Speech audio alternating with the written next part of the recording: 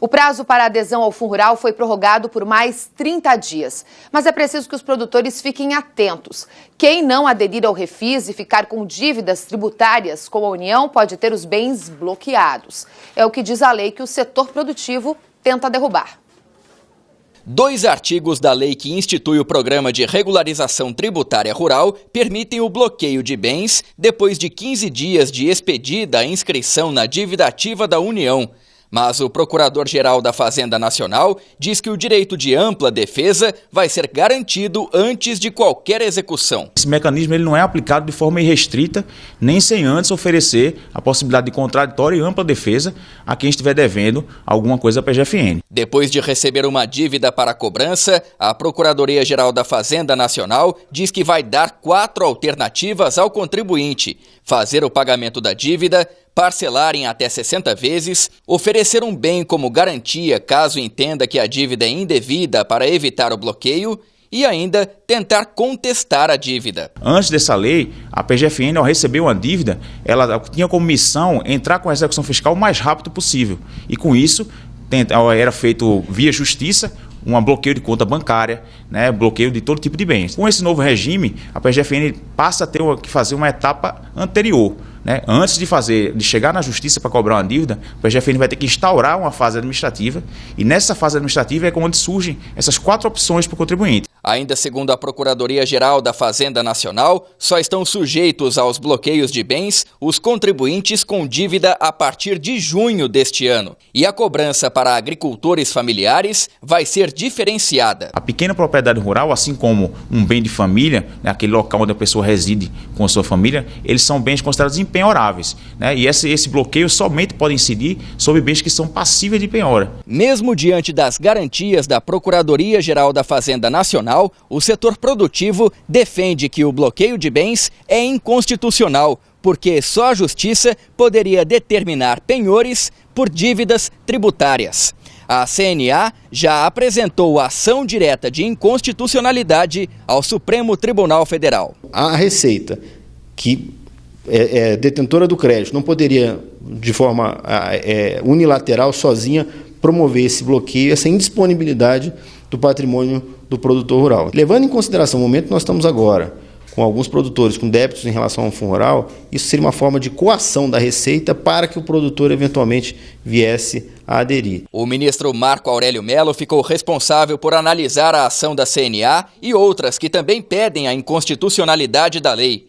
Este advogado acredita que a permissão de bloqueio de bens pelo Ministério da Fazenda vai ser revertida. Essa indisponibilidade de bens automática, que poderá ser feita agora pela Procuradoria de Fazenda, é absolutamente inconstitucional. Primeiro porque ela foi incluída numa lei ordinária. Então isso é uma matéria, pelo 146 da Constituição, isso é uma matéria reservada à lei complementar. Além disso, tem diversas inconstitucionalidades materiais: violação ao princípio da isonomia, violação ao princípio da ampla defesa e contraditório, violação ao pacto federativo, violação ao direito de propriedade, que é um direito absoluto. Então, são diversas inconstitucionalidades nesse dispositivo da lei. Além do meio jurídico, o setor ruralista trabalha pelo fim da permissão dos bloqueios por meio da Frente Parlamentar da Agropecuária.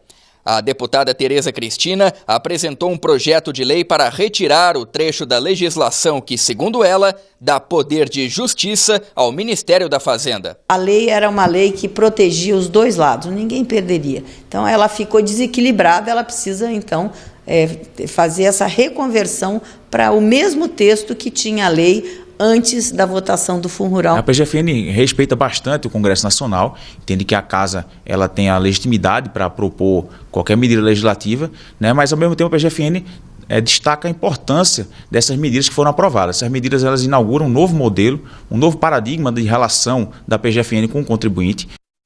Vamos falar mais desse assunto com o nosso analista jurídico Ricardo Alfonsin. Doutor Ricardo, boa noite para você. É importante que essa lei seja alterada para trazer mais segurança ao produtor rural? Boa noite, Suelen. Boa noite, amigos do Rural Notícias. O que nós estamos vendo é que a Procuradoria-Geral da Fazenda Nacional promete jogar a todos no fogo dos infernos aqueles que não aderirem aí ao programa do PPR, aliás, o PRR.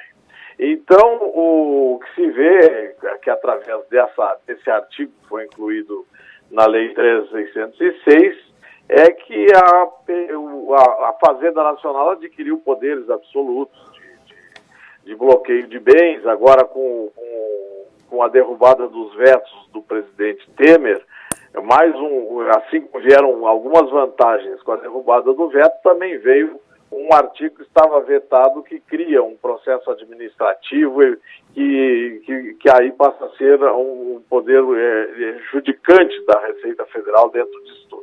Então, o que se está se entendendo é que justamente essas coisas que nós estamos falando aqui diariamente, se não houver uma modificação no STF em relação à posição do Fundo Rural, com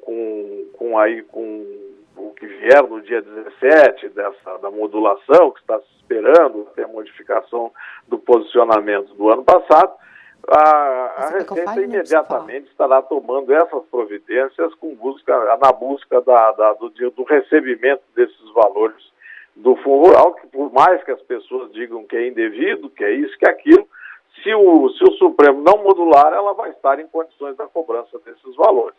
Então, realmente, é aquela consideração que eu sempre venho trazendo. Tem que examinar bem cada caso, as pessoas têm que calcular tudo isso que vai acontecer, porque, embora esteja no Supremo Tribunal Federal várias ações diretas de inconstitucionalidade contra esse bloqueio de bens, isso também não terá um julgamento muito rápido, porque as partes têm que ser ouvidas, e aí vai ter que ser examinado se vai ser dado uma liminar pelo ministro Marco Aurélio ou não.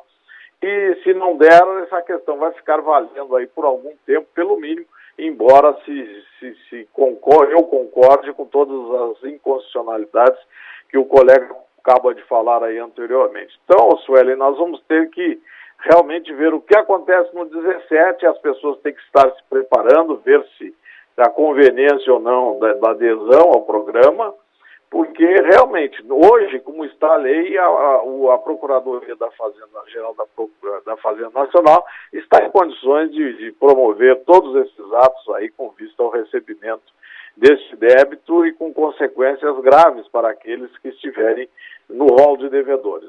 Então, temos que estar aí informando nossos telespectadores, nossos amigos do Rural Notícias, do Canal Rural, de que isso pode acontecer e poderá ter essas consequências que estão sendo ditas aí pelo representante da Fazenda Nacional.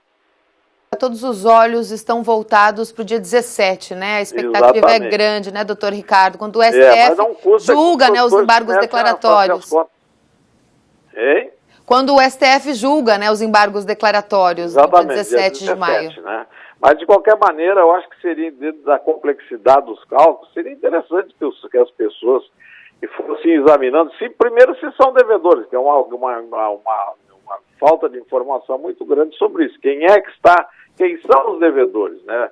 É o adquirente, é o vendedor do produto, né? Então, eu já disse aqui outro dia, o vendedor que não tiver liminar, que ele não entrou na justiça e obteve liminar, quem deve à indústria não é o produtor. Então, essa é uma situação. Tem aquela outra situação de venda entre produtores, que também, se tiver aí um valor significativo, a Receita poderá vir buscá-lo. Então, são essas circunstâncias em que o produtor rural é devedor. No restante, se ele não tem liminar, o devedor é a indústria que adquiriu o produto e ela que vai responder por esse débito e não o produtor. Então, isso também é uma coisa que tem que ficar bem claro. Muitas das pessoas não sabem que isso é assim, acham que todos são devedores, não é. É só aquele que entrou na justiça, em princípio, e tem uma liminar, e por isso não foi descontado o Fundo Rural da comercialização dos seus produtos.